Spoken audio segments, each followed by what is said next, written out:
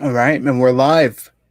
Yep. Man, that was a weird way to feel after a win, Matt, but it's hard to feel happy about what just happened in Yeah. the Jets game. What are your initial thoughts on that? Well, I mean, the game was pretty much secondary. So we're hearing from Kyle Shanahan that, Nick Bosa likely tore his ACL. Solomon Thomas might be in the same boat.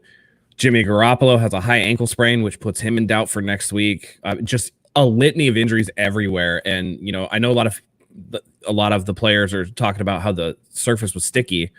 Something to remember is they got to play here next week too. So, I mean, it definitely that's why I got the black hat on, man. It was a victory in the game, but I think a loss for the long-term prospects of the season, unfortunately. Yeah, and we were watching a little bit of the Kyle Shanahan press conference right before we came on, and he all but confirmed that Nick Bosa has an ACL, and that's just a huge loss to this team, man. I mean, in Yeah. our last week's recap, we were talking about Nick Bosa was pretty much the only effective defensive lineman, and now he's out, and he was rookie of the year last year.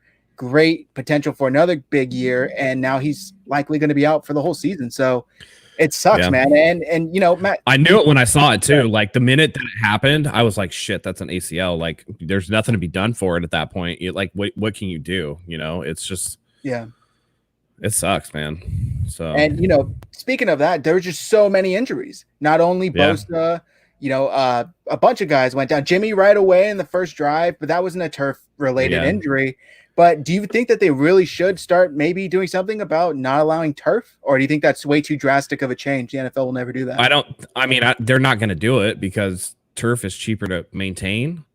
And I think in situations, people will forget that like 2012 in the playoffs, like 2012, 2013 or whatever, RG3, played on that FedEx Field surface that was just chewed up and had potholes and divots in it and ended up screwing up his knee. So it really, especially in, you're looking at New York, New Jersey, where they play, it gets really cold. And if you don't have like the most excellent ground crew, it's going to be hard to upkeep that grass. And people will say, well, what about Green Bay and what about that they have the grass field? Well, it's like, well, yeah, but they have heating coils installed underneath the field. So to retrofit all of the turf stadiums to get natural grass, it can be done. Baltimore did it in 2016. They switched out the field turf. It can be done, but it's going to be a huge undertaking and expensive. And I just don't see that everybody would be up for doing that, considering the extra cost for maintenance. But if it were up to me, I mean, I'd like to see everything be natural grass. It's going to be better for the players. I looked at a study where it's like in 2018 or whatever, somebody did a study where like cleats don't release as quickly from the field turf. So that puts extra strain on the lower body of like a lot of players. And we saw it today with just like so many lower body injuries to almost like a comical degree. It was just like, it was almost like they sprayed stickum on the whole field for the game. So, Yeah, kind of tough. it was like one after another, man. They just kept going down. Yeah. This guy's down, that guy's down, this guy's down. But let's go ahead and go through the game real quick. So first quarter, the 49ers come out and they look all right. Jimmy almost immediately gets that lower hit. Were you surprised that there wasn't a call there? Yeah, actually, there could have been an opportunity for two flags there because Quinnen Williams hit him low to begin with when he landed on his ankle. And after that, he got hit when he was on the ground with the knee down. So this is coming in from, breaking news coming in from Cam Inman that they're likely going to start Nick Mullins next Sunday against the Giants because of Jimmy Garoppolo's ankle sprain. So I'm not surprised. I'll tell you this right now, too. 49er fans better not expect George Kittle to come out. They're going to tell him to stay home. There's no way that they're going to bring him out for that. So, that's what I was thinking. Why risk further injuring him if they didn't want him to play this week and then they saw everything that happened this week? They're definitely not going to have him out there next week. No. But damn, man, that's crazy. So okay, back to the game. We had that little bit of breaking news. So then they went ahead and they drove, and that first play, obviously, after I'm getting backtracked. First play was that big touchdown run to Mostert. Yep. What is it about Mostert that makes him have success like that? Because the rest of the game, it was kind of like hit or miss. And then obviously he was out, but Coleman couldn't do anything. McKinnon couldn't really do anything. He had a couple nice runs, but Mostert's able to just tap one off like that. And then that's it. And then it kind of gets put back into the pocket. Do you think he's more of like a hot or cold back? No, I don't think. No, I don't think that. I think they try to do some stuff that doesn't work for him.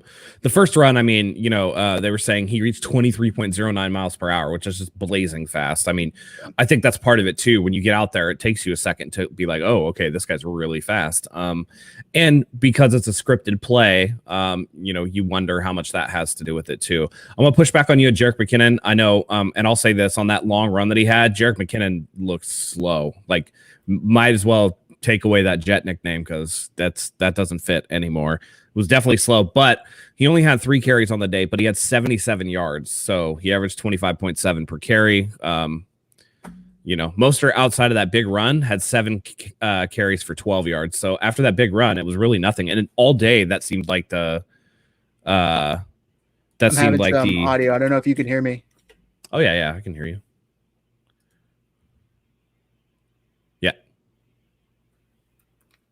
Jet McKinnon definitely looks slow. Hear you. Let me back out and rejoin. Why don't you go ahead and answer some questions real quick? Yeah. No, Jet definitely looks slow. I mean, Jet from 2 years ago before the knee injury would have outran that guy.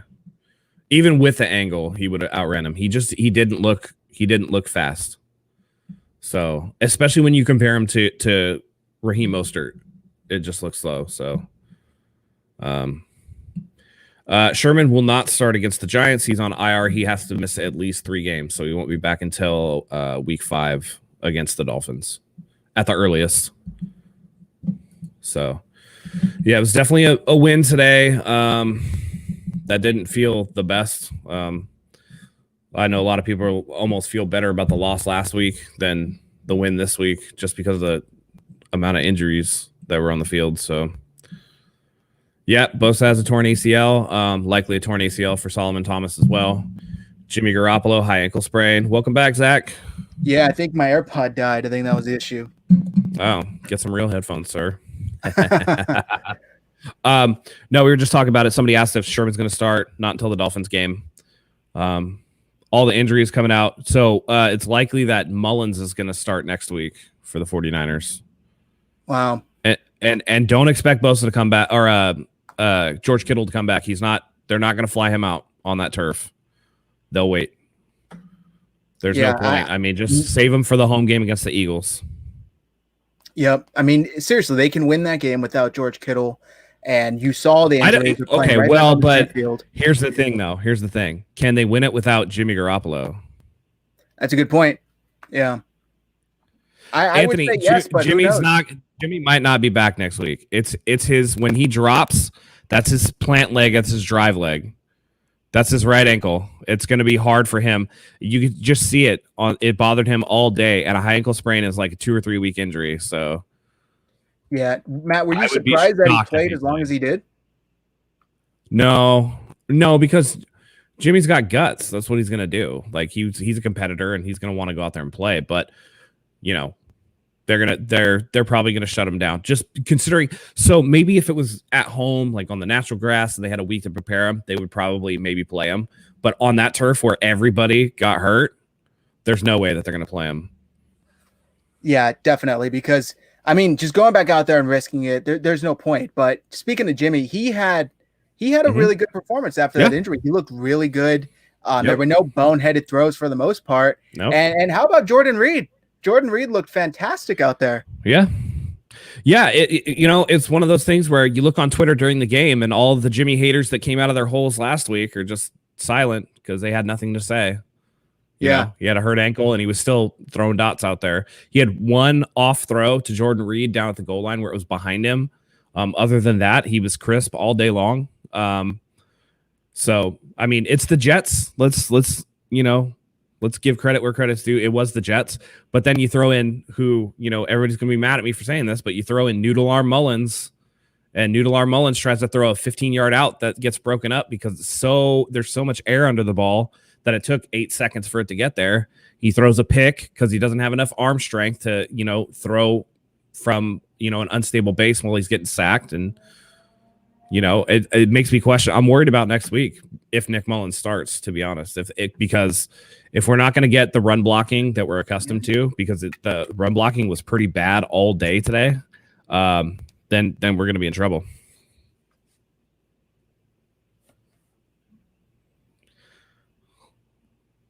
It's something to do with my AirPods, and I think ESPN I had open is messing with it. Let me add Anthony.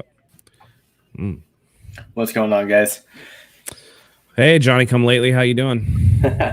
Good. I was finishing up Shanahan's press conference.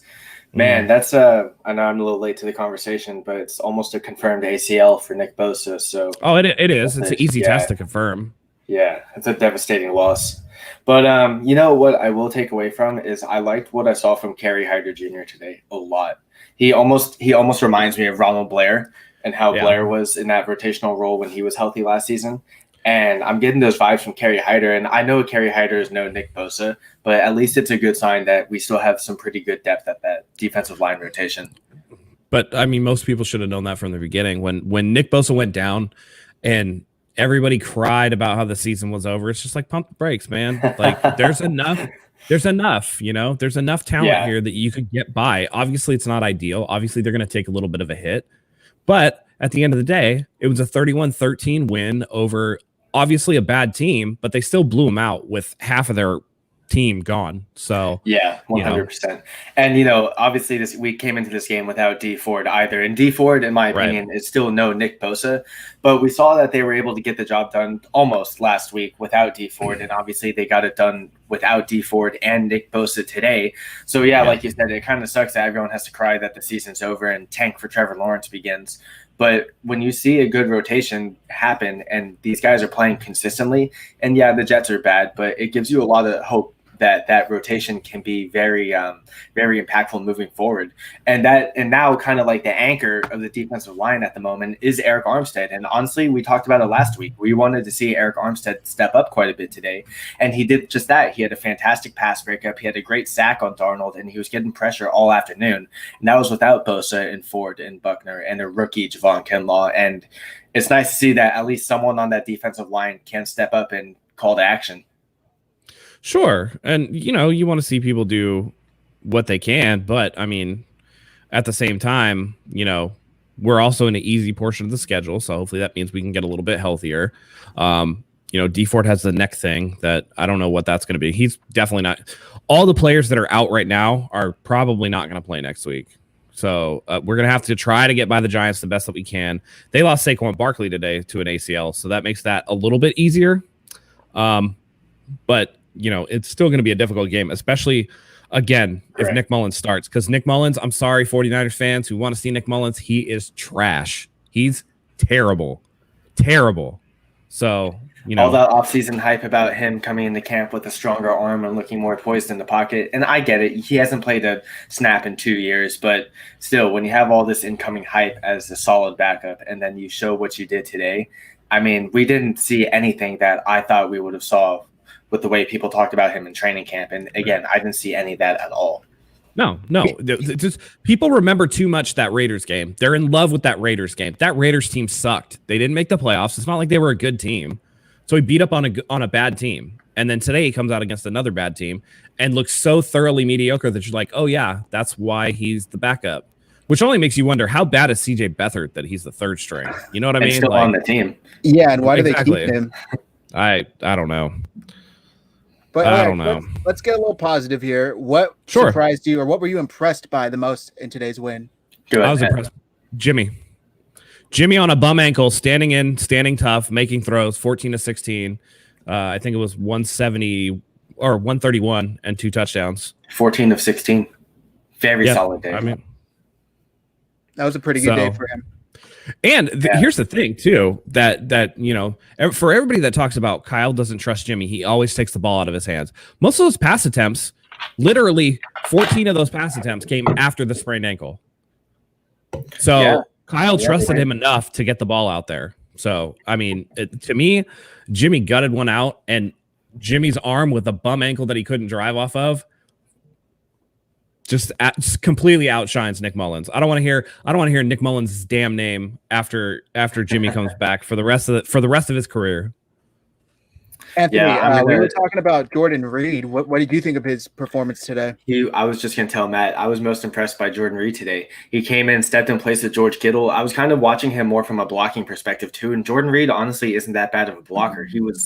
we got to look back at the All-22, but from what I can tell, I don't think Reed really gave up any pressure. And yeah, the Jets feature a not so good defensive line, but when you haven't played in a season or two and you're coming off of a bad concussion and you're kind of stepping in the role of George Kittle, Jordan Reed played like George Kittle, in my opinion. He caught the ball. He was running with the ball after the catch. He had some fantastic touchdown catches to begin with. And again, he plays just like George Kittle. He runs routes and catches the ball just like George Kittle. I mean, obviously Jordan Reed isn't him, but when you have that guy who can be that impactful as George Kittle when it comes to catching the ball and making plays, that is a huge step for the offense. And I talked about it last week, though. I still think it's concerning that Shanahan didn't really look towards the wide receivers once again.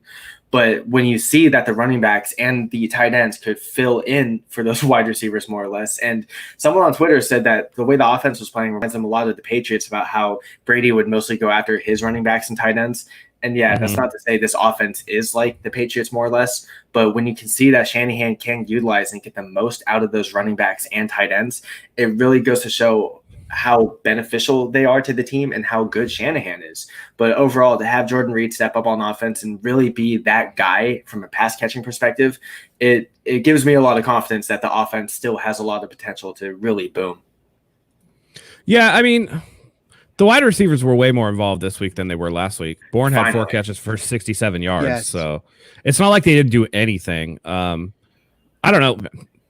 Jordan Reed, the talent was never the problem. It was, can he stay healthy and not get another concussion? So far it looks good. That didn't surprise me at all that he's really, really dynamic with the ball. I mean, that's what he did in Washington for, the first 7, 8 years of his career. So, really, you'd like to see, again, the wide receiver thing notwithstanding, Ayuk looks dynamic with the ball. On that non play that he had that Mullins inaccurately threw, Mullins fans, he picked up what was initially called on the field as a fumble right off the bat, picked it up, made some things happen. He looked really nice with the ball. So get him acclimated. He's going to start making plays going forward. But they didn't throw that much. I mean, they didn't need to. When you're playing with the lead, you don't need to throw that much. After Jimmy went out, they really didn't throw that much. And I'm not surprised based on the results. But, the wide receivers going forward will get better. Once Deebo Samuel gets back, which is, for me, I think he's going to be back week 4. Then you get Kittle likely back week 4. Now, all of a sudden, now you have some offensive health that will help offset these defensive injuries a little bit. And to me, really, we lost, in the grand scheme of things, we lost one defensive player, because to be honest, for me, Solomon Thomas is so underperformed that he's essentially just the body out there to take up space.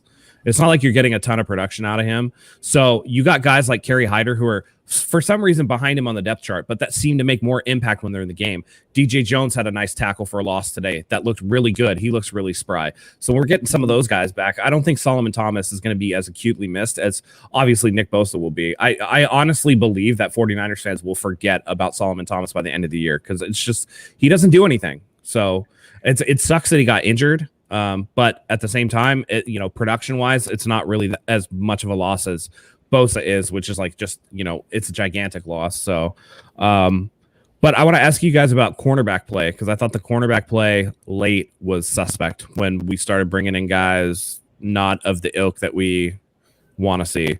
So what did you guys think about that? It was okay. I mean, to begin with, it was all right. And we've talked about it since last year. The cornerbacks are all right because of the pressure generated up front. Without that pressure, they're starting to look a little suspect. And, Spoon didn't look great. He gave up that touchdown late, I believe. Mosley had a couple pass interference, at least one pass interference called against him. And they're not going against the cream of the crop here as far as wide receivers. So the pass interference was against Dante Johnson. Oh, okay, Dante. All right. And I will say that even though Akello gave up that touchdown late, it was kind of on a scramble play. But for the most part, I thought he played okay. Again, the caveat that it was against the Jets. Right. Yeah. Nothing stood out, but it was all right. What did you think, Anthony? I thought that the cornerbacks were all right as a whole. They didn't really do too much out there outside of, making some tackles and making some plays. We didn't really, I think it felt like it kind of felt like the Cardinals game where the cornerback kept everything in front of them, so no big plays would really happen. And honestly, the only big play we saw was that busted coverage to Chris Hogan when the game was out of reach, and then that touchdown that happened when the game was also out of reach. So I guess you can say that as a whole, the cornerback room did what they were supposed to do. They should go out there and not be intimidated by Chris Hogan and Rashad Perriman. And I guess I can say I would have rather liked to see them make some more plays on the ball. I mean, it felt like Akello could have had a couple of interceptions or something where he could be more aggressive towards the ball. But that was the test of Chris Hogan where he was kind of coming back at the last second and there was nothing he could do. So the corners were okay. It wasn't anything where I could go, wow, Akello Witherspoon is back. He should be the starter. Or, wow, Emmanuel Mosley really took that step up. They did what they were supposed to do, and I will say that that's as much as I could ask for. But like Matt says, the caveat is the Jets. Sam Darnold looked awful today, in my opinion. The wide receivers outside of Chris Hogan, even then, didn't look that impressive. So if this is the get-right game for the secondary to really get some confidence going into another very soft matchup against the Giants, then I'll take it. But we will say that at the end of the day, it is steps in the right direction. I have this quote here from Armstead I want to read to you guys about the turf. On returning to MetLife next week, there's a lot of anxiety. We've seen guys we love go down, get hurt, and we have to come back here and play on the same surface. There's a lot of anxiety seeing that happen, knowing you have to come back and do it again. So the players are very unhappy. And Armstead himself tweeted out, like we said earlier, at the NFL to fix it, that it's not possible. And it's unfortunate there's nothing they can really do about it because they have to go back. But Matt, do you think that there's a chance that Kyle Shanahan might be putting some of his key players either on snap counts or just, load management because of the risk of injury? Well, yeah, that's why Jimmy's not going to play. That's why Kittle's not going to play. That's why most are probably the players that are injured are players that are healthy and going to play. You can't. You're going to run out of players. Yeah. I mean, players are going to have to play eventually, unless you're just. So here's the thing: you have to weigh potential injuries versus potentially punting on a win. You know what I mean? Right. Like, it's already going to be an uphill battle starting, Noodle Nick. And, if you can't score points and you can't stop anybody, you're going to lose the game. And then at that point you decide, oh, okay. Well, do we just pull guys, But yeah, it's just, I don't know. They can't really. I mean, yeah, we'd like to see a demand to play on another field, but that's not going to happen. They're not going to do that. Right. The Jets and the Giants have to play their 8 games a year. So, I mean, today I think it really sucks because today there were just so many. But I think that even that was such an outlier. And what I really want to talk about more so than the field, because I know the field sucked, but I don't know if you guys caught during the game. There was a report from the sideline reporter that said the 49ers had plane trouble and didn't get in until 2:33 in the morning this morning. They had to deboard and get back on. And And so for me, that plays just as big a role as the field does, because now you're tired. You're not adequately hydrated. You're not going through your normal game day routine. You maybe have to rush through getting taped up, rush through your pregame physical therapy, and then all of a sudden you have all this stuff. So, that also plays a role for me in that, you're playing on a field that's not ideal. You're also tired. You're talking about huge athletes sitting on a small plane, having to get on, get off, getting to your destination 2:33 in the morning to the airport. Now you have to go to the team hotel. Now you got to check into the hotel. By the time you get to bed, it's 4:30. Then you got to wake up in 2 hours because you got to make it to the stadium to go get taped up, to get ready for the game. It's no wonder a lot of these guys got hurt. They were exhausted. And I think that obviously the team couldn't foresee plane trouble, but that's just another thing to add to 2020 with the whole COVID situation where teams have to fly in last minute. And if there's any sort of difficulty coming in, then you're looking at adversity for the road team that, just shouldn't be there. So this makes me really glad that they're staying in West Virginia, at least in the same time zone, because this will allow them to, kind of just get some rest. I mean, I wouldn't expect them to practice until, really practice until, they'll do a walkthrough on Tuesday. But I would say Thursday. Monday will be film day. Tuesday, they'll do maybe a baby walkthrough. Wednesday is their normal day off. They'll practice Thursday and Friday and then, be ready to go for the weekend. But yeah, it's just, there's a lot of factors in there, and I would not underestimate fatigue as a contributing factor to the injuries. Anthony, I want to ask you real quick. Why does Kyle Shanahan love Tevin Coleman so much? Off the top of my head, I think he had 14 carries for 12 yards. Tevin Coleman was. I get that. Okay, so the thing is right now is that I get a lot of his carries kind of came when the game was already out of reach. So, you're not going to let well, Mostert got hurt, so he couldn't even get carries. But Jerick McKinnon, you still want to kind of just take it easy with him so he doesn't get hurt. So Tevin Coleman has to eat most of the carries, but you get that many carries and you finish with 12 yards, 14 yards. I want to at least see like some kind of positive game or gain against a team that really couldn't stop Mostert. They gave up a huge play to Jerick McKinnon. And so you have these two very dynamic running backs who can get the job done. Tevin Coleman, who's praised for his speed and praised for getting out in the open field. And we didn't see any of that today because the guy doesn't know how to diagnose running lanes. Honestly, I would have rather had Frank Gore as our third-string running back in than Tevin Coleman. Well, I don't think that's fair either. No. It's not fair to say that Tevin Coleman can't read running lanes because Kyle Shanahan doesn't use it. But Kyle Shanahan's not scheming for him. He was terrible against the Cardinals, too. He was terrible last season against every other team except for the Panthers where he had one good game. Because the scheme is not set up for him. And he needs to go, man. Kyle Shanahan is wasting this running back spot when there are other people on the roster or out there in free agency who could be more impactful than he is. But who's that on? Who's that on, though? It's on Kyle Shanahan. There you go. So why are you blaming Tevin Coleman? Don't blame Tevin Coleman for Kyle Shanahan's fuck-ups. If Kyle Shanahan... Why can Kyle Shanahan scheme everybody else open except for Tevin Coleman? We get the Tevin Coleman special where he gets hit in the fucking backfield every time because he's running stretch plays with Tevin Coleman instead of fucking dives or counters. Tevin Coleman is not the back that Mostert is, not the back that McKinnon is. Those guys like to get to the edge. That's what this team does well. We have so many interior offensive line injuries. And listen, I'm not saying that Coleman's good, but I don't think you should just shit on Coleman because it's on Shanahan too. Coleman needs to understand his job in this offense. I would imagine you have Tevin Coleman in this offense, not to do what Jerick and Raheem do, but to do what Kyle Shanahan specifically wants Tevin Coleman to do. And Tevin Coleman cannot do that.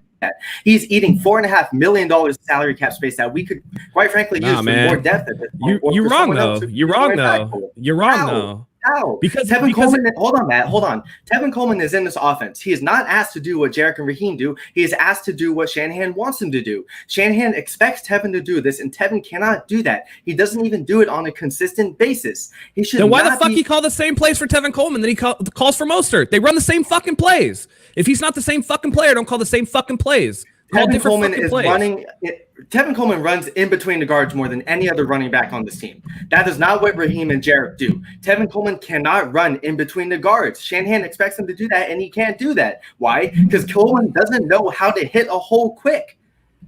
He should find those lanes. That's what this offense is predicated on, is reading running lanes. For him, it's in the interior offensive line. Well, we can't read that, man.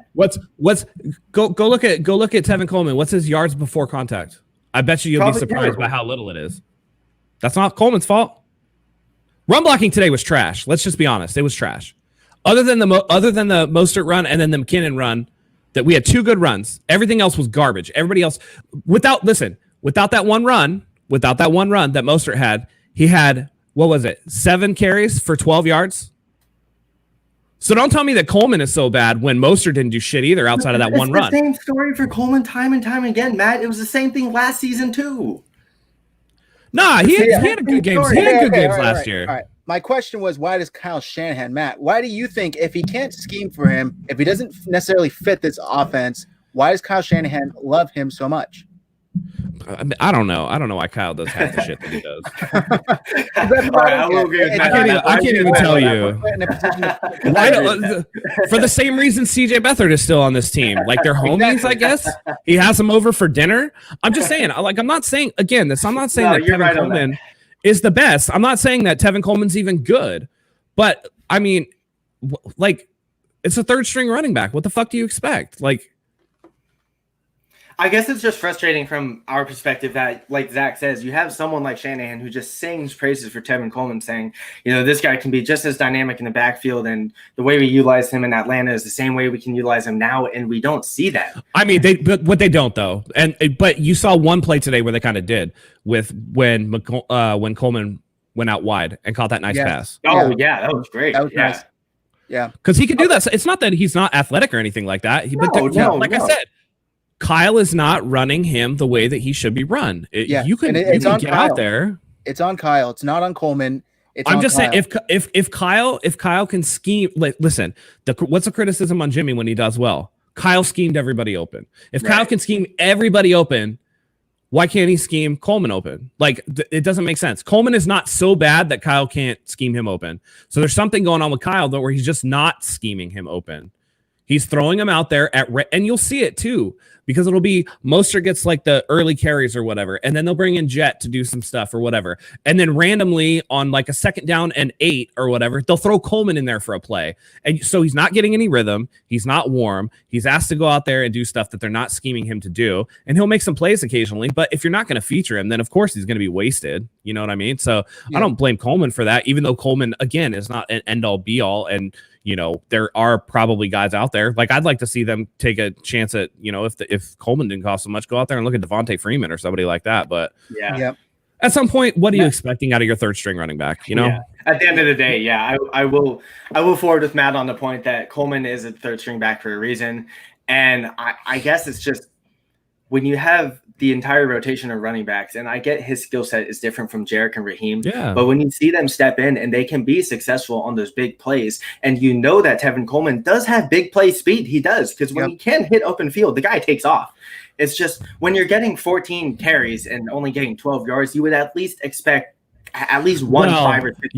Okay, but I mean, listen, I will say that most of his carries came after Nick Mullins was in and the game was essentially over, and they were just like doing, it's garbage time. Let's just fucking whatever. I think what frustrates me the most with him is that it's always after like a big run or a big catch, and then you turn around and get stuffed at the line, and it's like it's just like it's like 2nd and 5, and then he gets hit behind the line, and then it's 3rd and 8. You're just like, God damn it. I think there was a play, I forget who, it was like a 30-yard, 40-yard run. Jet had that 50-yard run, and then the very next play, Coleman gets stuffed at the line. It's like, just kills the momentum. But I want to talk about, and Matt, I want to get your opinion as our resident medical expert here. High ankle sprains, that's usually 4 to 6 weeks from what I'm reading for a full recovery. Mm-hmm. When do you envision Jimmy coming back? Is it after next week? Do you think he plays through Week 4. Yeah, you're not worried about it? Yeah. No. Taped up and he'll be fine? I'm sure they're going to do whatever they can, and he'll try to play through. He won't be 100% by week 4, but I'm saying 100% he's not playing next week. They're not going to run him back out on this turf.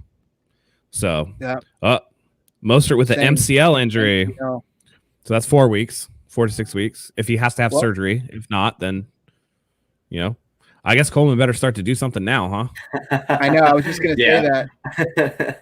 What did you guys think of Brandon Ayuk's NFL debut? Solid, man. He looks like the game changer that we've been wanting to see out of our wide receivers. And I put a little thread last night about Deebo Samuel and his dynamic ability when he hits open field. Obviously, Ayuk isn't built like Deebo Samuel, but when both guys have the ball in their hands, they both can honestly be the same type of player. And we saw that with Ayuk today, where he just received, he intercepted Kendrick Bourne for a catch, but I don't care. It was still a great play on the ball. And then obviously, like Matt said, Nick Mullins threw a trash ball to Ayuk, and he still made a play where I thought Ayuk was going to get tackled for a loss. And, that's the thing that scares me with Mullins, is that this dude is going to get our wide receivers killed out there. But to the positivity of it, you see what Ayuk can do. You see why they drafted him so high. Mm-hmm. And he only played a limited amount of snaps today, but he was more impactful than Kendrick Bourne, or just as impactful as Kendrick Bourne, in my opinion, and he hardly touched the ball. So I like what I saw from Ayuk today. We saw some great run blocking from Ayuk too. I don't know if any of you guys really caught on to that, but Ayuk did a fantastic job all the way around, and I got to give him props for that. Yeah. I think Ayuk is going to, he's coming off an injury, and obviously you want to, kind of work him in slowly. Mohamed Sanu, I would expect the same thing. They're both going to get more run next week as they get a little bit healthier, as they get a little bit more into the offense. But it's one of those things where Ayuk is really the guy that looks the most dynamic on the field. And if we can get him the ball more, it's going to be great. When Deebo Samuel comes back, I mean, now you're going to have multiple dynamic guys so again, as we go through the season, it's really bad now, especially Bosa's going to be gone for the season. There's nothing we can do about that. Mostert now is looking to be out for a few weeks, so there's nothing we can do about that. You just got to ride the tide. We have a really easy early schedule and hope you get these guys back for the stretch run. And once they do, then the offense could potentially take off because like I said, I will tell you, with a high ankle sprain on that plant leg, Jimmy was standing tough and making some throws today and looked really good.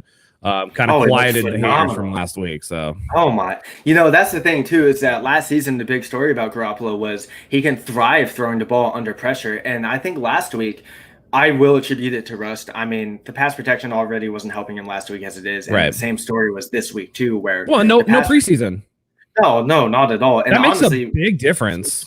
Huge. And when you're an offensive lineman, even if you're playing one drive or one series, you need to get all the reps you can get to ensure that your quarterback can stay healthy, to say the least. Yeah. And that's the thing with today's story, just like last season, was that Garoppolo's pass protection wasn't that good. But the big story, like I was saying, Garoppolo was fantastic under pressure. And that's how it felt today when the Jets don't even feature, honestly, a top 10 defensive line, let alone top 20. And I got to give Garoppolo just every bit of respect, man. He was playing out there for basically the whole game on a bum ankle. And it felt like one of those games where I don't think Shanahan necessarily schemed open his guys. I just thought Garoppolo was hitting fantastic throws. And he made some good throws. His best throw was the drop from Kendrick Bourne. That deep ball he threw was incredible. I mean, that was a dime. And I tweeted out, that's the big reason why I thought Shanahan doesn't utilize his wide receivers, because Bourne had that ball by a mile, I thought. And of course he drops it as soon as he hits the ground. But when you see that, it's like Garoppolo is doing this hurt. And if he could stay healthy and put that all together, even with bad pass protection, Jimmy Garoppolo is the reason why people shouldn't even think of Nick Mullins. Right. And I want to point this out. So for everybody who's saying like, well, the 49ers wide receivers aren't that bad, why did Jimmy not trust them in week 1? Who did you not see today except for a single punt return? Dante Pettis. Dante Pettis, Two. Dante Pettis. He was nowhere. Why? Because Ayuk came back, Sanu was there, and they just slid his ass right back down the depth chart. Yep. Because he's not good. People, sorry, Dante Pettis is not going to be reclaimed. He's not going to be fixed. He's a bust. He's a second round bust. Get rid of him. So Christian, he'll probably be back week 4. He'll be back for the primetime home game. They'll do as much treatment as they can on him. He'll try to gut it out. They're not going to play him on that turf again next week. So he'll probably be back for week 4. Even Shanahan said himself going into this week, they asked him, is the turf the reason why most of these guys are getting placed on IR, like Sherman, or being held out another week like Kittle? And he said, it's not the main reason, but it factors into it. And I saw right now Trent Williams looked like he said that the turf was brand new. So it was even kind of worse for the players to play on as it was. It was already pretty bad for them to deal with. So it's a messed up situation. But Matt, I place my confidence in Matt when it comes to medical issues. And if he says week 4, I'm comfortable with week 4. He'll definitely give it a try. And then the worst case scenario is, so I'll say this: week 4 expected to be like a game. They'll be gaming with it. They'll say game time decision or whatever. He'll go out there and definitely warm up and see how he feels. And if he feels like he's good to go, which I mean, Jimmy's a gamer, so we'll probably try. He'll be out there, but I don't expect him to miss like 5 or 6 games with this. So 2 at the most. Going into today's overall slate of games, the Eagles lost to the Rams, and the Eagles just, quite frankly, didn't look that good. I know this is 2 weeks ahead, but the Giants lost and the Eagles lost, and both teams, quite frankly, don't look that intimidating. So it's not to say that I'm glad the team's getting injuries out of the way now, but if you want to take very big precaution with your star players, let them miss the games that at the moment seem very winnable, because quite frankly, today was a big testament to the coaching. And Nick Mullins didn't exactly impress, and he didn't really do what we were supposed to do, but we did see this team overcome a lot of adversity, and especially on the defensive side of the ball, where you can see that Saleh, albeit against the Jets, can still call a very good game where he can just shut down Sam Darnold entirely. So I think it's good that these guys are going to sit out next week. Like Matt said, I think Jimmy and George both are going to try and game it out, but by no means should they take the chance and play on this field that just caused a lot of No, they won't play next week at all. They won't at all. Not next week at all. Maybe week 4 for both of them. I think they're back home week 4. Quite frankly. Yeah. Quite frankly. Monday night or Monday night. Yeah. Matt. Yeah, it's a primetime game. Yeah. So. Okay, now both of you guys, Matt first. How big is the loss of Bosa, and how are they going to manage on defense without him? They're going to have to manage somehow. It's a huge loss. I mean, talk about reigning defensive rookie of the year. Talk about a guy who got pressures last week, who, is always disruptive. And you just hate to see people get rolled up on like that. You know what I mean? Like, it's just one of those freak things that happens, and, you hate to see it. But, I mean, they have good defensive line depth.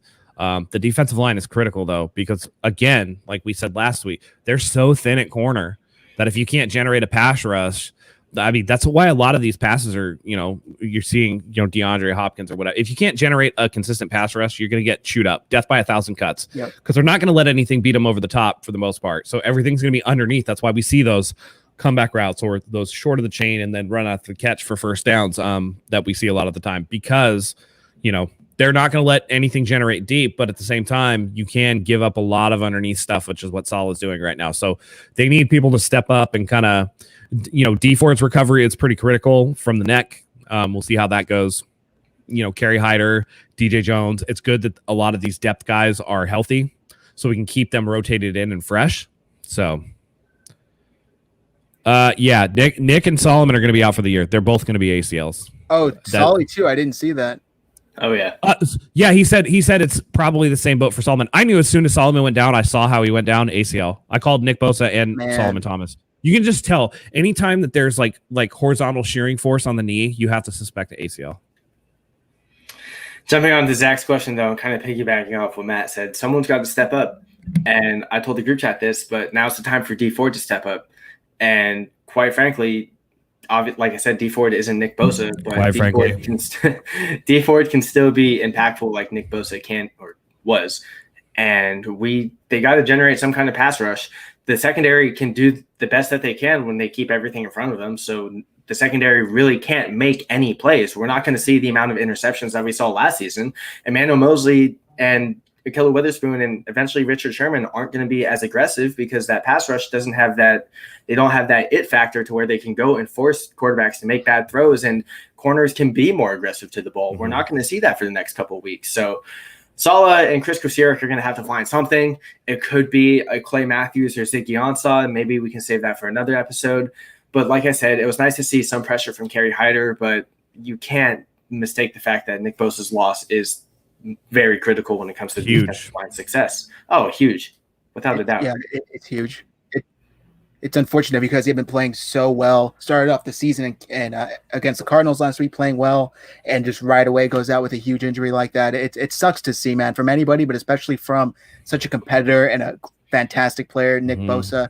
It's a huge loss for the 49ers. You can't overstate it because there's not much they can do to replace his production and just the effect that he has on the defensive line when other offensive lines have to double him or shift help over there, and it frees up other guys. That's no longer going to be there. So I totally agree with you, Anthony. If there was ever a time, for D Ford to step up and say, this is the reason why you're paying me all this money, it's right now. It's right now. They can't afford to have him be out there for 10 to 15 snaps a game and then get injured or whatever the case is. They need him to step up, and they need him to stay healthy. More importantly, Matt, what are the chances that he actually does stay healthy? Do you have any faith in that? Not at this point. I mean, he's shown just to be. I will say that D Ford, first of all, you have to be very careful with neck injuries. But if it's not a serious one, which they said it was like a sprained nerve or I don't know, some kind of weird thing like that. It was some off kilter one that neck spasms or some crazy stuff like that. Yeah, right. Like okay, so maybe on turf you kind of keep him out. He might be able to come back, but at the same time, you need to really, really watch this guy because it doesn't seem like he can stay healthy. And if he can't, then it's time to move on. I would just say that everybody should relax. At the end of the day, it sucked, but it was a win. We're still right in the thick of things. And the fact that we were, even as injured as we were able to beat up on a team that we were supposed to beat. That's a good sign going forward. Especially as this division is starting to look like it's going to be a really tough one. The Rams looked impressive today. Arizona's out to a 17-0 lead on Washington right now. We're going to see Seattle later. So it's gonna be tough sledding, but if they can beat the teams, especially early on when they have a very favorable schedule, if they can beat those teams, get some health back going forward, then they can make a real run of it. So I would just caution everybody, don't write off the season yet. It's not done. It's a tough pill to swallow. It's obviously not the way that you want to have a win, but at the end of the day, it's a win. So, Yeah, no, totally agree. Don't hit the panic button yet. If they would have lost today, with everybody injured, then I would have say slam that panic button down. But well, according to the Grant Cohns and the Jason McIntyres of the world, we may as well should have. So Grant Cohn over there, 17-16, and Jason McIntyre on Colin Coward's show saying that the Jets were going to win. Whoops, guys. Yeah, no, not a good look. People are writing off the Niners already, and you just look silly. And I just want to say I was close with my prediction. I think I said something like 41-13 or 41-17. It was pretty close there. I think if Jimmy stayed in, they probably would have gotten there. And I just want to say real quick, Fred Warner is having a hell of a year already. It's week 2, and the guy is looking like the best linebacker in the NFL. He had a big stop. I want to say it was on 4th down, or he just hit. Yeah, I just hit that running back right in the backfield, stopped him. He's looking like a man possessed, and he looked really good last week as it was. He looked even better today. I'm so excited for the potential of Fred Warner. Do you think he's going to be kind of the defensive MVP now that Bosa's out? I mean, I thought he was the defensive MVP last year. Oh, okay. So, I mean, Nick Bosa got all the hype because he was defensive rookie of the year, but you're looking at it from the angle of Nick Bosa as a rookie, and he's coming in and making these plays. For me, Fred Warner has anchored that defense for the last 2 seasons. So he's coming in. He's a top 3 linebacker in the NFL. So, I can think of maybe offhand. I mean, if you maybe consider Khalil Mack a linebacker, or maybe a Bobby Wagner is still up there. He hasn't declined much, but Kuechly's gone. A lot of these guys are gone, and it's just when you think about the elite linebackers in the league, one of the first names that pops into my mind is Fred Warner. He's there. He's consistent. He's where he needs to be. Rarely makes mistakes. Communicates and calls that entire defense the whole game. Relates what Saleh wants them to do. He's an elite player, and to find him in the 3rd round, I mean, they're gonna have to pay the man, but yeah, God damn, he is good. I'll say it again. I've said it 1,000 times. My mock draft, the only pick I've ever had correct down to the round in the pick was Fred Warner. And when that happened, I was like ecstatic. And the fact that he has played so well ever since, man, it's awesome to see, because he's just, I don't know, he seems like such a great dude off the field, and you just root for guys like that to have success. So yeah, really excited to see what his year is going to be like. You want to know how good Fred Warner is? When that viral video went out of the guy that looked like Fred Warner doing the ninja kicks on the bag, and everybody was like, "Oh, that's Fred Warner." Yeah, the fact that they thought it was. Yeah. That's how good he is. They're like, "Oh yeah, Fred Warner could do that. That's fine." Yeah, he just took up, Taekwondo or whatever. Yeah, looking like a Street Fighter character flying across the screen. Oh yeah, that's fine. That's Fred Warner. It's fine. So Alex here says Jordan Reed seems to think that Jimmy's going to be back sooner rather than later. Yeah, high ankle strength usually 4 to 6 weeks, but like Matt said, Jimmy's a gamer. But I think this will lead into a good question, and we will talk about this later in the week. But your guys' thoughts right now: what's going to be the game plan going into the Giants? How much can Kyle Shanahan really trust Nick Mullins? He's not gonna trust him that much at all. You're just gonna try to run the ball as much as you can, play action passing, short passes, try to scheme stuff open like he always does to get, make it easier for Nick. I think the really big thing that's gonna favor the 49ers is that another ACL, Saquon Barkley, out for the season. So no Saquon Barkley for the Giants severely limits what they're gonna do, and they have enough depth. And again, Daniel Jones, while he is he's a little mobile, but he's not a Kyler Murray or anything like that. So they should be able to put pressure on Daniel Jones, and Daniel Jones under pressure will make a throw that you kind of go, huh? Why'd you throw that? But that works for us. So I expect, Jerick McKinnon's going to have to pick it up. Tevin Coleman's going to have to pick it up. I expect them to scheme more stuff for Jordan Reed, more stuff for Kyle Juszczyk, more stuff for Brandon Ayuk, and then look for, I would say look for more of a short pass, like screen game. So I think they're going to run a lot of play action, a lot of bubble screens to get their playmakers open in space, so that you don't have to rely on Nick Mullins dropping back and having to scan the field and make decisions, because I don't think that's what's going to work for the 49ers going forward. Yeah, just adding on to that, I feel like They're going to be doing a lot of, play action, like Matt said, moving the pocket, getting Nick comfortable, and probably start off with a lot of high percentage throws, some play action rollouts, and, check downs to the running back or to juice, tight ends, whatever the case may be. But they're going to get some confidence in him early. But with that said, you shouldn't be expecting 350 yards and 4 touchdowns from Nick Mullins next week by any means. No matter how bad the Giants are, that's not going to be his game. And I really think like a guy like Jet, we're speaking of D Ford's time to shine. This is Jet's time to shine as well because he's been on we gotta stop calling him Jet though. He looks slow as shit, dude. He's not fast anymore. How about that cargo play? I think that ACL really sapped him of his speed though. Yeah, I watched a lot of his old film when he was areas. Yeah, he's got good agility still, but I think straight line speed he's lost a lot. Yeah. But it's nice to see that although that straight line speed isn't there for Derek. See, Perry, David Yang gets it. Stop running Tevin Coleman outside and asking him to make cuts. You have to build a hole, and I think a lot of that is because the interior offensive line, even last year, is not the best at run blocking. They're not good at opening up big holes, and Tevin Coleman needs to hit. He's like literally plant your foot in the ground and go. So if you're asking him to get to the edge or like whatever, or you're running him inside, but there's no hole, like he can't. Then that's he's not gonna be able to do anything. Not a single hole on 14 carries. At some point, you have to ask, what is Tevin Coleman seeing that we're not? That's why I'm telling you, go and look at his yards or yards before contact because he's getting hit so early that it's like, well, what do you want him to do? He's already being hit. Like, you know what I mean? Like, you don't get a loss of 3 if all he does is run between the tackles. And he's getting stuffed for a loss of 3 between the tackles. That tells me that the run blocking is trash. Yeah, because you should on a dive play. You're telling me you're going to lose 3, and that's Tevin Coleman's fault and not the guard's fault. Every time. It works in Madden. Yo, Coleman's a beast in Madden. Coleman's a savage in Madden.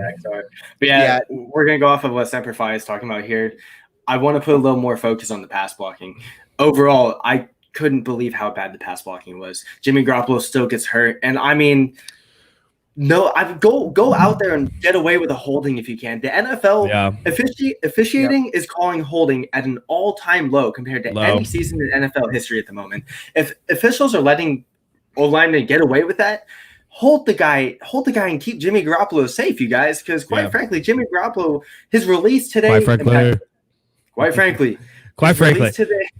His release today was impeccable. Jimmy Garoppolo was very solid, but a lot of the reason why is because he had no time to throw it to begin with.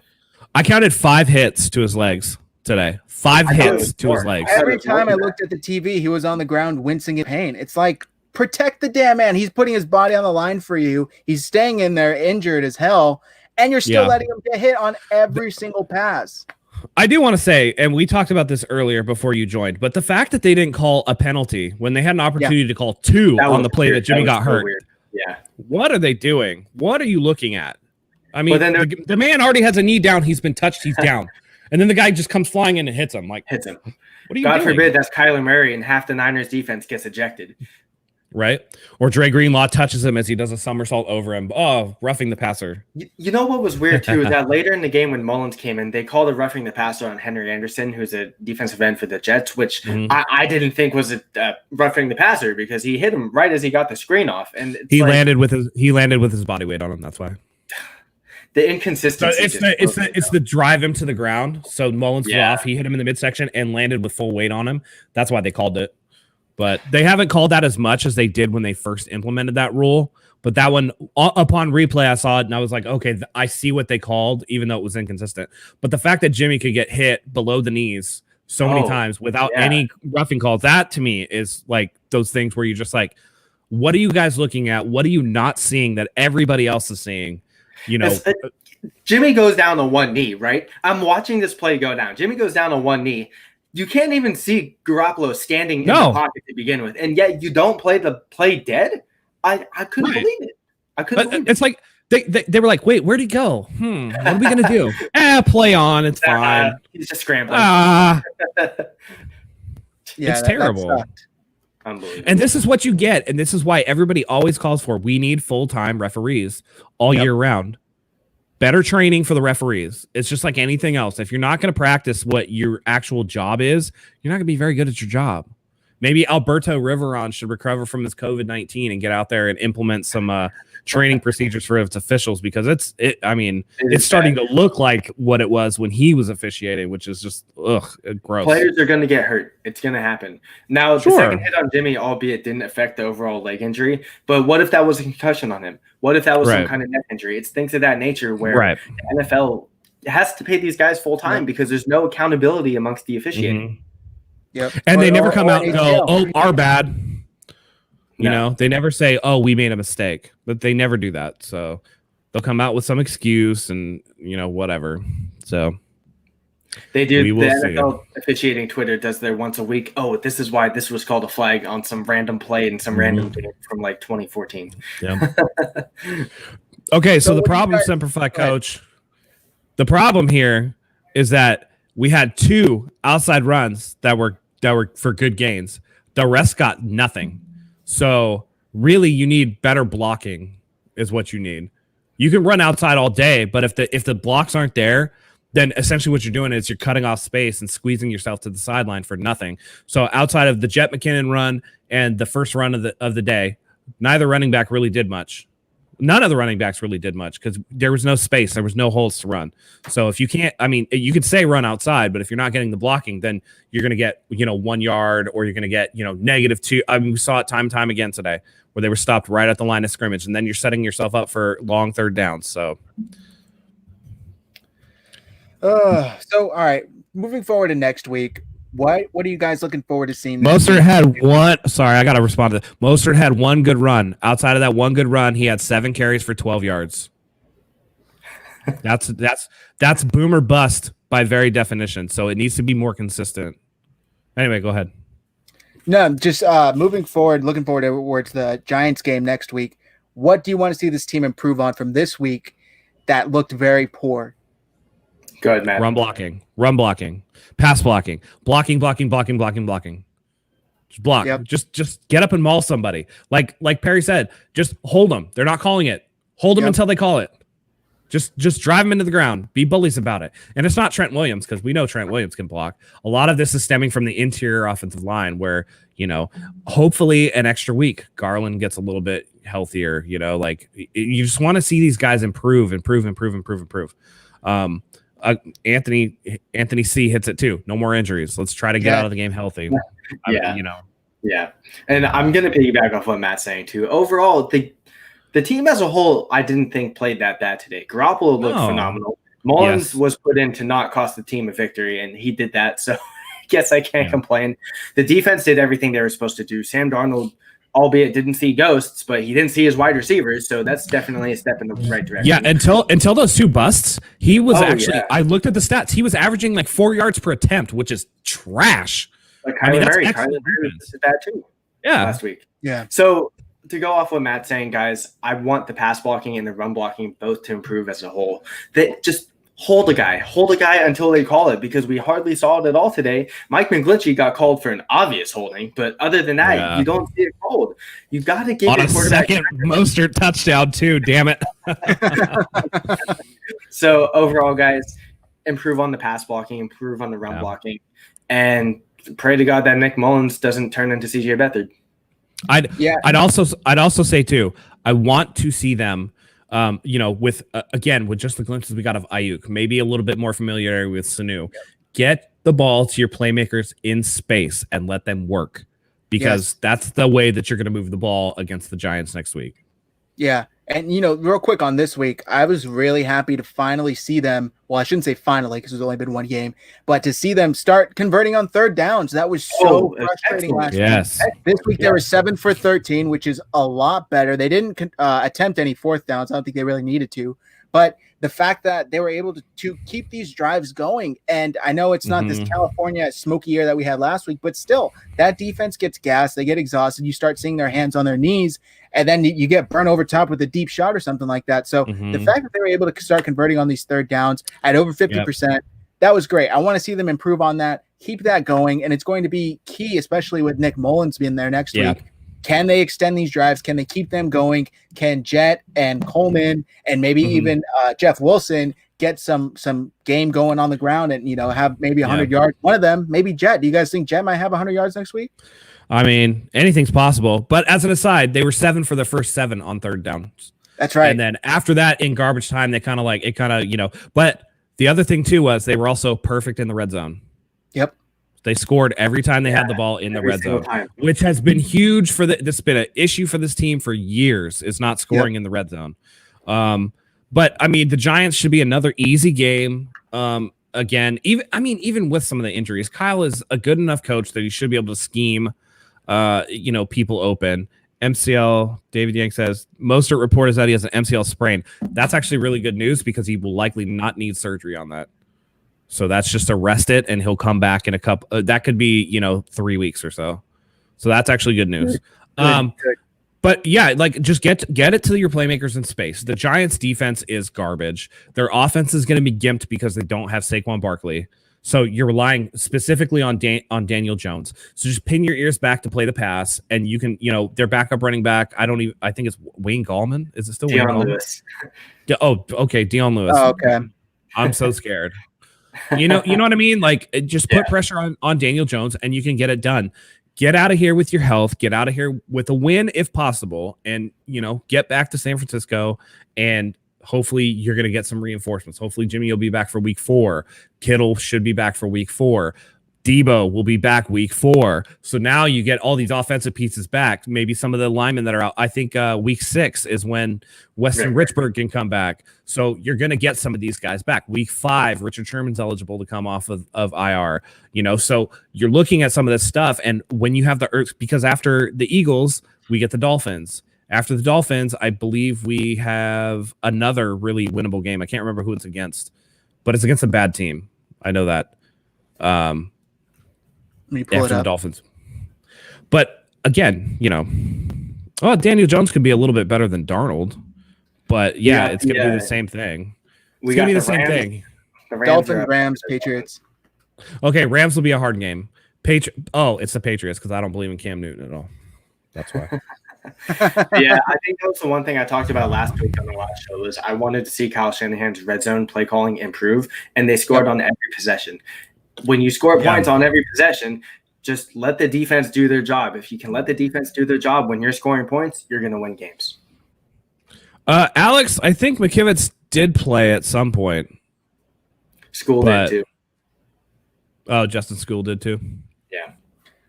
But the question is, do we want him to play yet? That's I don't know. If anything can improve the way the interior line played today, I will take it. So I mean, the interior line was really bad starting. Even with Ayuk and Sanu in there looking all right, Sanu didn't do much, if anything, but Ayuk I didn't expect him to. I mean, he only practiced Friday. You know what I mean? Exactly. Like, what are they going to do one day? Yeah. But so, how much is this team still missing Debo? A lot. A crazy amount, right? Yeah.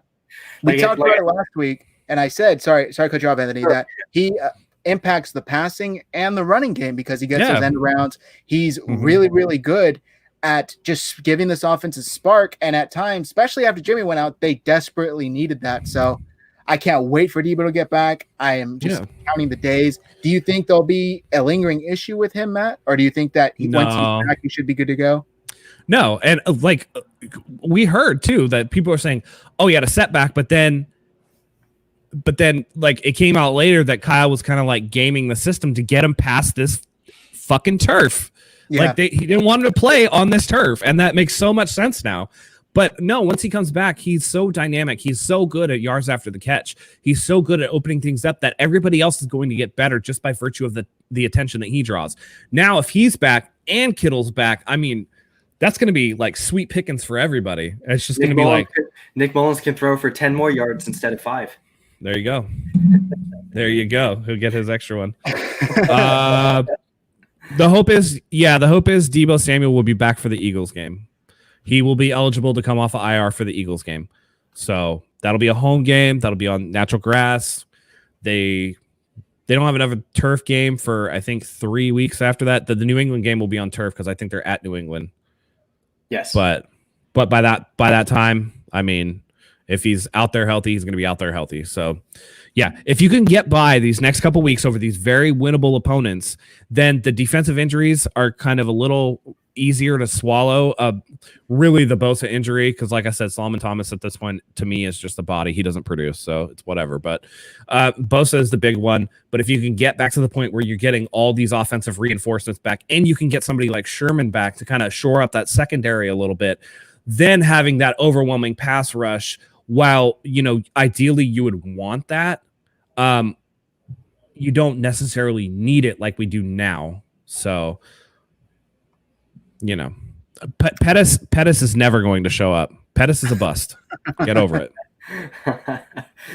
Yeah, Jimmy should be back after next week. That's what we're saying. I think so. I think it'll be a game time decision. He'll warm up. We'll see how it feels, because he's going to do nothing but essentially film work and treatment for the next 2 weeks. Reading that Solomon Thomas may also have a torn ACL. Same boat as Bosa. Same boat as Bosa. Yeah. But not nearly the loss that Bosa is. The only thing I'll say is that he may just be a body, but they have been with a lack of bodies on the defensive line.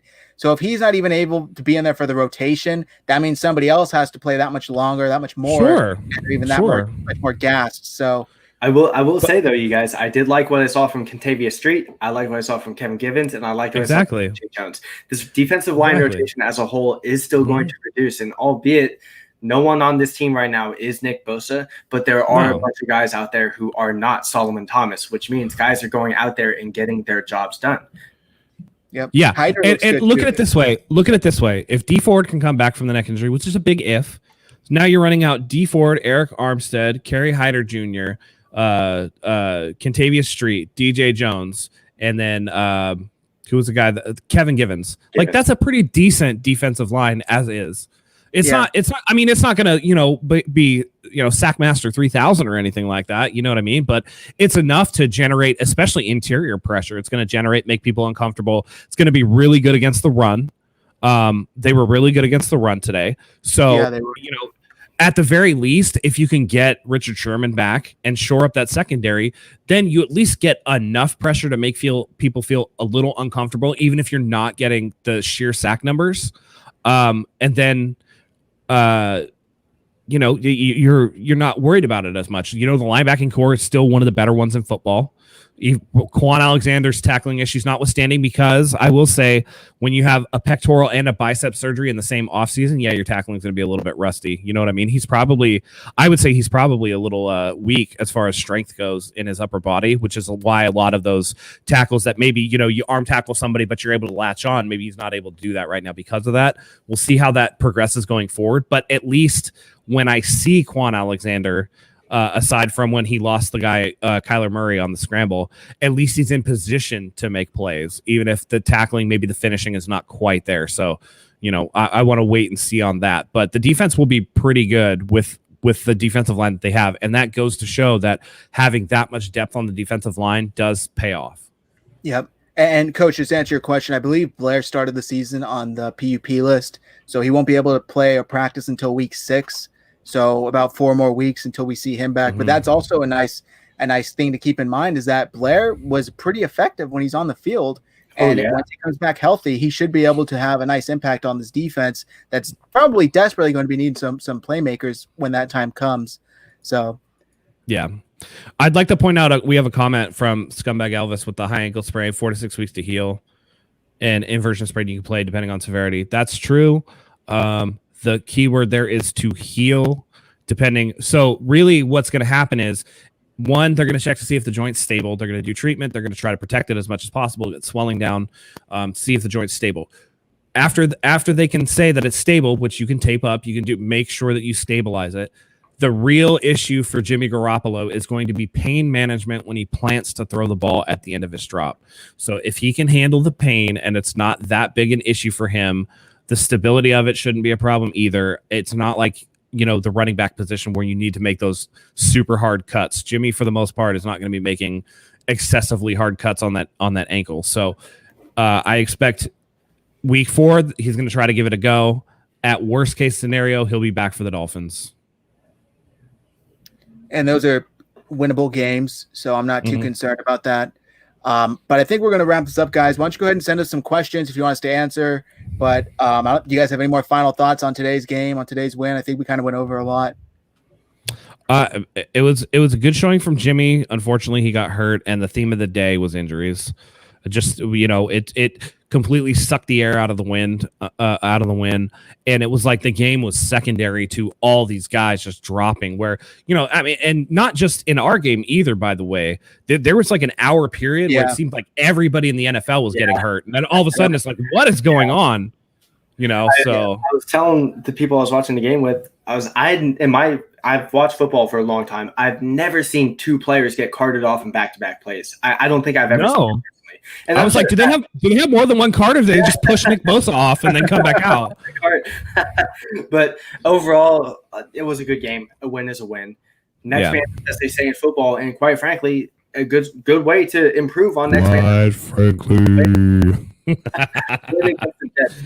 Win against the Jets, and every guy who stepped up did that today. You have a soft matchup going against the Giants week 3. You have what, in my opinion, is another soft matchup going up against the Eagles in week 4. Give everyone who's hurt outside of Bosa and Sully time to heal.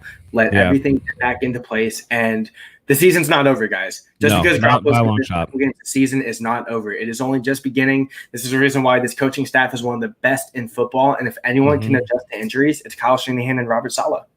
Yep, absolutely. Yeah, and I tweeted out today kind of joking, that the players may be rusty from no preseason, but the injuries are already in mid-season form because they were non-stop. It was ridiculous. And Matt, I meant to ask you this earlier in the stream, but how much do you think the lack of preseason and the shortened off-season, the camps and stuff, factors into all of these injuries? The lack of camp, I think, hurts more than the lack of preseason. Where the preseason really hurts is when you get those like ticky-tack injuries where the guys are like shaken up or whatever, and then they come back. Like, that's just you not being used to getting hit. The lower body and extremity injuries and the soft tissue injuries really come in when you have a lack of camp because you're not out there getting your conditioning in. You know what I mean? Like, you're not able to do activities. You're not able to do football activities as much as you're used to. And that lack of familiarity with the motion, I mean, your body tries to do everything as efficiently as possible. It's like when you go and you work out, you lift weights, and at first you're really sore, but then after a couple weeks, you stop getting sore because your body is really efficient at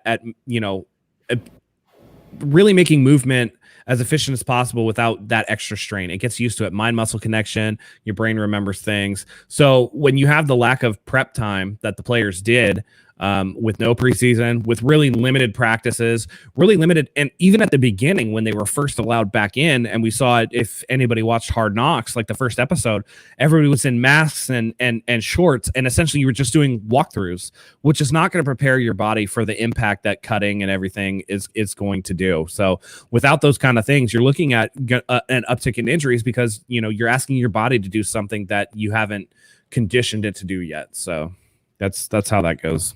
Yeah, it's unfortunate. And Coach, we talked about that earlier. Apparently they had some sort of the plane. And they had to deplane. Yeah. They didn't get in until 2:30 a.m. and it was just a mess. So to the airport at 2:30 a.m. So then again, we talked about it. By the time you get to your hotel and check in and go to sleep, it's 4:30. And then you got to wake up at 6 because you got to head to the stadium and you got to get your treatment done and you got to get wrapped up for the game and you got to warm up and you got to do the final walkthrough and all that stuff. And that just with the COVID reality of 2020, if you have any sort of hiccup in getting to where you need to go with teams flying in essentially the day before a game, then you have this situation, and then that can lead to injuries because you're fatigued, you're not ready to go, for whatever reason. Maybe, even with the Nick Bosa thing, he kind of got toppled backwards. If Nick Bosa had a full night's rest and was ready to go, and, maybe that little extra percentage of strength, he doesn't get pushed backwards, he actually pushes the guy forward, and then at worst, he gets rolled up on for, an ankle sprain or something like that, which is a far, far better injury than, a torn ACL. So, there's no telling how hard it was on the players, but I can't imagine that it was even close to an ideal situation. Yeah, that sucks. I'm still kind of mentally preparing for this news, even though I've already heard it, that Bosa is not going to be in there all year, but it sucks, man. I was joking with my girl today. I'm like, the two jerseys I wear of current players are Jimmy Garoppolo and Nick Bosa, and both of them got injured today. I'm like, God damn. Well, I'll tell you this. Don't go buy any more jerseys. You stop it. You stop it. Seriously, man. It sucked. But, I think that's going to do it for us today. You guys have anything else to add before we wrap it up here? No. The season's not over, guys. We're still going to be in the thick of the division. We're in the toughest division of football. It was never going to be a cakewalk, but I think all things considered, with the amount of injuries that we had, we went across coast with less than ideal circumstances, playing difficulties, injury difficulties, and we still put a smacking on a bad team. So I think that we can put the Super Bowl hangover thing to rest. So we might have to overcome other adversity, but I don't think that this team isn't hungry to win games. I think they absolutely are. It's just that every NFL season is going to be different. We're going to do the best, they're going to do the best that they can, and we just have to keep hopes high. You know what I mean? Keep your head up and, keep rooting for the 49ers. It's going to be okay. Yeah, definitely. And, one thing I want to say is that the good teams win the games they're supposed to win. They started off and did it this week. Last week, it was kind of up in the air. The Cardinals always play them tough. They were supposed to win this game. They won it. Don't panic just yet. They'll be fine with the injuries. They'll find a way to overcome the Bosa injury, which is huge, but they'll still find a way to get past it. And I'm confident in their ability to just keep winning going forward. But that's going to do it for us today, guys. I really do appreciate all of you guys tuning in. Catch us next week right after the game ends. Or are we going after the post-game conferences? Is that what you guys prefer? Yeah, we'll probably do it after the post-game conferences just in case, so we can just see what's coming out of the games. It's important context for what happened in the game. So I think that's a better idea. Yeah. So right after the pressers are done, come and catch us here on Twitter or on YouTube. We'll be live, and throughout the week we bring a video to you every day. Niners news on YouTube. So check out for that. We'll be tweeting out the links on Twitter as well. But that's going to do it, guys. Thanks for tuning in, and go Niners.